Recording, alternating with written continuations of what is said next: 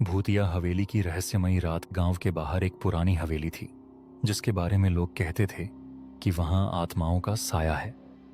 कोई भी व्यक्ति रात के समय उस हवेली के पास जाने की हिम्मत नहीं करता था। कई लोगों ने वहां से अजीब अजीब आवाजें आने की बातें भी बताई थीं। एक दिन तीन दोस्त रवि, मोहित और अमित इस रहस्य को जानने के लिए हवेली जाने का फैसला करते हैं।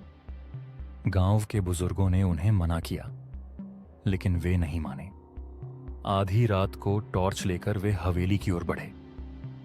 जैसे ही उन्होंने हवेली के अंदर कदम रखा, दरवाजा अपने आप जोर से बंद हो गया। अंदर घना अंधेरा था। हवा में एक अजीब सी ठंडक थी। अचानक उन्हें सीढ़ियों पर किसी के चलने की आवाज सुनाई दी। डरते डरते वे ऊपर गए। वहां एक पुरानी तस्वीर लटकी थी जिसमें एक परिवार के सभी सदस्य थे, लेकिन उनकी आंखें अंधेरे में चमक रही थीं। तभी हवा में किसी के हंसने की आवाज गूंजी। रवि ने टॉर्च की रोशनी घुमाई तो देखा कि एक सफेद साया धीरे धीरे उनकी तरफ बढ़ रहा था। उनकी घिघी बंध गई।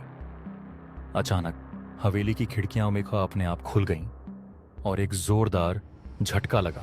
डर से कांपते हुए वे बाहर भागने लगे, लेकिन दरवाजा बंद था। तभी पीछे से एक आवाज आई, अब तुम लोग यहां से जिंदा नहीं जा सकते। अगली सुबह गांव वालों को हवेली के बाहर सिर्फ उनकी चप्पलें मिली, लेकिन वे तीनों दोस्त कभी नहीं मिले। गांव के लोग आज भी कहते हैं कि आधी रात को हवेली से किसी के चीखने की आवाजें आती हैं। क्या वे दोस्त आत्माओं का शिकार बन गए या फिर कोई और रहस्य था? ये कोई नहीं जानता।